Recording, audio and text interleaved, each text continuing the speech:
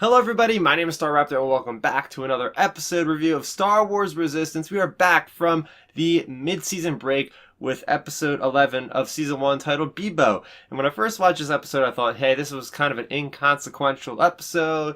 It was not a lot going on, it was a lot of action and that was about it.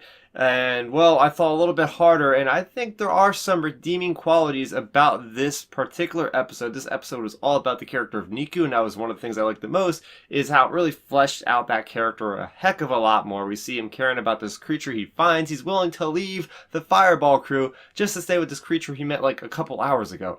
And by the end of the episode, we see how he's willing to give up this creature for his friends not to be destroyed by its mother, this creature. So we do see a lot of cool character development in Neeku, although part of it was pretty much over the top, and some of it I didn't really enjoy all that much because it's just like so far-fetched how he's caring so much about this creature. Another little cool canon tidbit was the Z95s were discussed. They dug up the Z95 out of the ocean floor with Sonara, and well, we find out that this was actually part of the Reaper Squadron. So was that a squadron that we actually seen in the Clone Wars? Because they mentioned it was from the Clone Wars. So anytime we see other kind of ships that are more of obscure ships, I love that in Star Wars.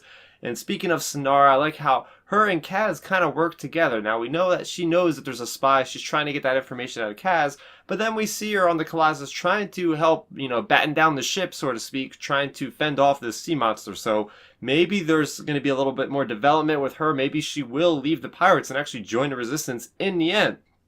Talking about the sea monster, I did enjoy that battle with the aces. You had Kaz in there joining in with the fireball for the first time. It was nice to actually see the fireball finally got fixed up. We've been seeing Kaz and everybody kind of gathering parts over the last couple episodes, kind of building upon each other to where we actually see him triumphantly take the fireball and go in, and we have all the other characters saying, what are you doing here? You can't be there. So he's actually kind of proving to himself that he can be useful in a situation with a fighter. I do like the fact that we got the children of Tahar kind of mentioned in this episode a little bit, and what kind of stirred me to speculate a little bit, if you don't mind me to do that, is I thought it was interesting how the one female character, I don't know what her name was, but she said that I foreseen this happening with this monster. So automatically I'm thinking this character has to be force sensitive, right?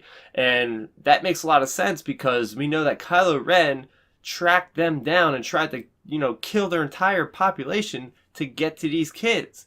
So it only makes sense that something that important would probably have to be force sensitive. So I really want to see more of these characters, and I like how they brought them back for this episode. I don't think they're done with them yet.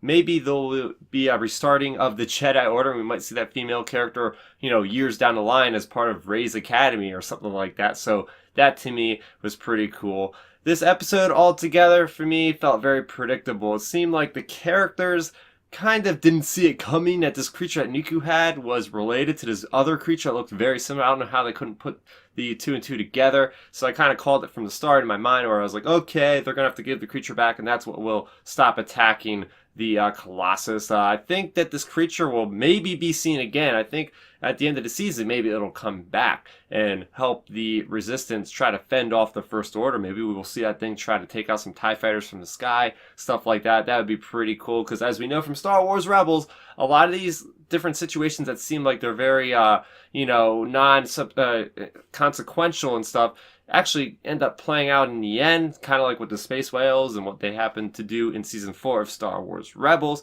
But that is about it for my review of the episode titled Bibo. What did you guys think of this episode? Was it your favorite? Was it your least favorite? Let's talk about it in the comment section below. Also, the mid-season trailer did come out. Such crazy stuff looking like it's going to happen in the next few episodes. I have my reaction to that on the channel right now, so if you haven't checked it out, make sure you do so. Please do subscribe to the channel if you are new because I do this every single week. Plus I have other Star Wars content that goes up on a weekly basis, so you're not going to want to miss out on that. My name is Starrapter. Thank you so much for watching, and may the Force be with you always. Thanks for checking out the video. Please hit that thumbs up symbol. It helps me know that I'm making content that you guys enjoy. And if you enjoyed this video, I also include 2 videos down below you guys should check out. And please consider subscribing to this channel. It helps support me and it notifies you guys of when I get new videos up on the channel. You can also contact me on Twitter, Facebook, and Instagram at Starrapter.